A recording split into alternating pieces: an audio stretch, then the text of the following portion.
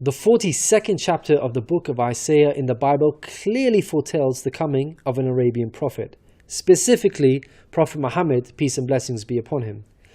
Isaiah describes itself as a prophecy about the future. God states that, "The former things have taken place, and new things I declare." God starts the chapter by drawing our attention to a very special person that He will send. He describes this person as my servant, whom I uphold, my chosen one in whom I delight.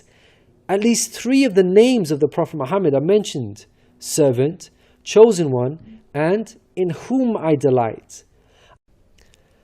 Isaiah is originally written in Hebrew. Arabic and Hebrew share a lot of common words because they are both Semitic languages. Isaiah uses the Hebrew word ebed for servant. The Arabic word for servant is abd. Prophet Muhammad is known as God's servant. In Arabic, Abdullah. Chosen one is Mustafa in Arabic. This is another of the names of the Prophet Muhammad. The one in whom God delights in shows that this person is beloved to God. Habibullah in Arabic, which means beloved of God, also happens to be one of the Prophet Muhammad's names. In Isaiah, God also reveals the location of this special person. He states, "Let the wilderness and its towns raise their voices. Let the settlements where Kedar lives rejoice."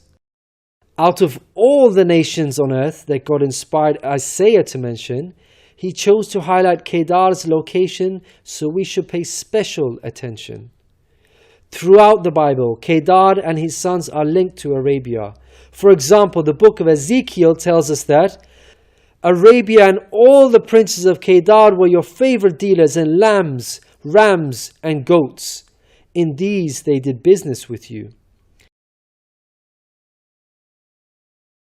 In Isaiah, God goes on to narrow the location down further to a specific city within Arabia.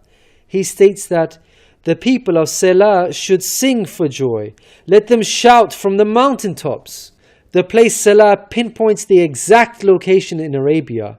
The place being spoken of is the city of Madinah in Saudi Arabia, because Selah is the name of a famous mountain in Madinah.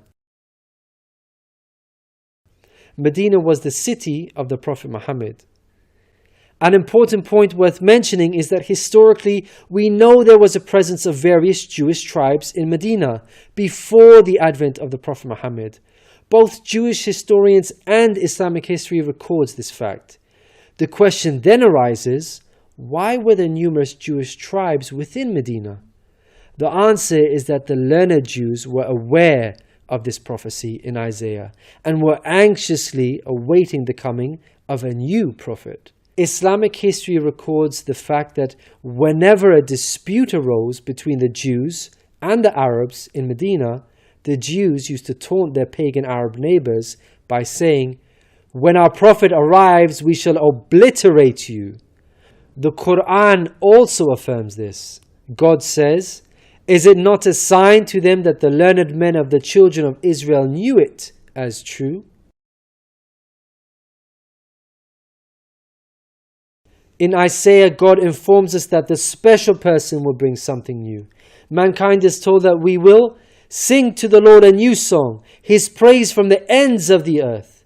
The statement "a new song" means a new law, a new way of worship. This is exactly what Islam represents. The emphasis on the new song here is singing the praise of God all over the earth.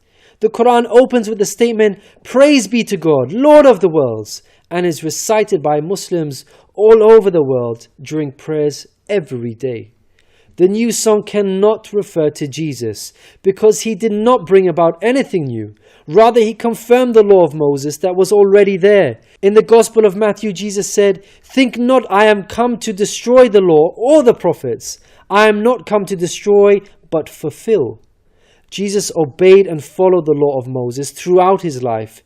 Jesus didn't sing a new song. He sang the same song of Moses, the Torah. Moreover, the disciples of Jesus also followed the law of Moses, even after Jesus departed. In the book of Acts, we are told that the disciples looked to the Torah for guidance. For the law of Moses has been preached in every city from the earliest times. In Isaiah, God emphasizes the universal mission of the coming person by mentioning that he will be made a covenant for the people and a light for the Gentiles. Gentiles means non-Jews. The Quran confirms the Prophet Muhammad, peace be upon him, was sent to the whole of mankind, Jews and Gentiles alike. In the Quran, God tells us, "We have sent you, O Prophet, as a bearer of glad tidings and a warner for the whole of mankind, but most people have no knowledge." The verse in Isaiah cannot apply to Jesus, because in the Gospel of Matthew, Jesus said, "I was sent only to the lost sheep of Israel." In Isaiah, God further states that He will lead the blind by ways they have not known. Along unfamiliar paths I will guide them. The pagan Arabs at the time of the Prophet Muhammad fit this description perfectly, because they had not been sent a messenger prior to Muhammad. The Quran bears witness to this. God states that Muhammad was sent to warn a people to whom no warner has come before. The verse in Isaiah cannot apply to Jesus, because his people, the Israelites, had already received a multitude of prophets from God.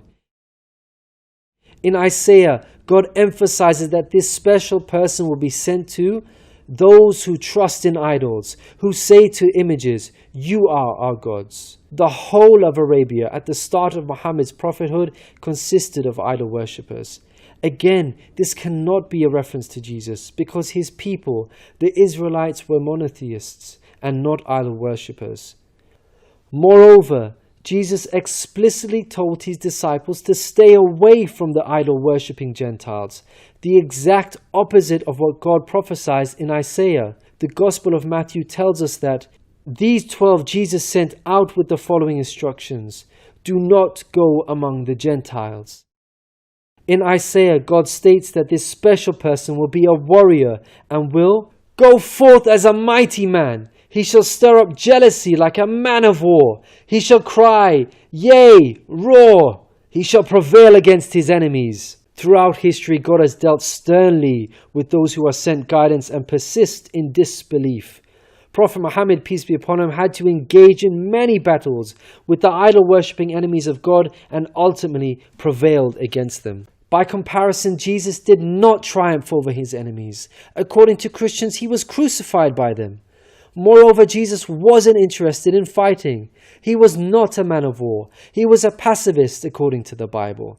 He said such things as, "For all who draw the sword will die by the sword," and "My kingdom is not of this world. If my kingdom were of this world, then would my servants fight." In Isaiah, God gives us a list of momentous achievements for this special person. Chief of these is that the idol worshippers will be turned back in utter shame. Not only did the Prophet Muhammad conquer Mecca, the pagan capital of Arabia, but by the end of his life, in just 23 short years of prophethood, Arabia had shunned idol worship and now worshipped the one true God of Abraham. This cannot apply to Jesus, as it was Christians themselves who were humiliated and greatly ashamed for hundreds of years after Jesus. They were persecuted at the hands of the Roman Empire, who were idol worshippers. They executed some of the apostles of Jesus, such as Peter and Paul. Christians were tortured and even fed to the lions. Finally, Isaiah closes with an admonishment from God. "Hear, you deaf. Look, you blind, and see. You have seen many things, but you pay no attention. Your ears are open, but you do not listen. Which of you will listen to this or pay close attention in time to come?" It seems clear that the deaf and blind God is talking about in this verse are those who reject Prophet Muhammad, peace be upon him. Who among you will heed God by acknowledging him? Who will listen and pay close attention in time to come? الذين يتبعون الرسول النبي الأمي الذي يجدونه مكتوبا عندهم في التوراة والإنجيل يأمرهم بالمعروف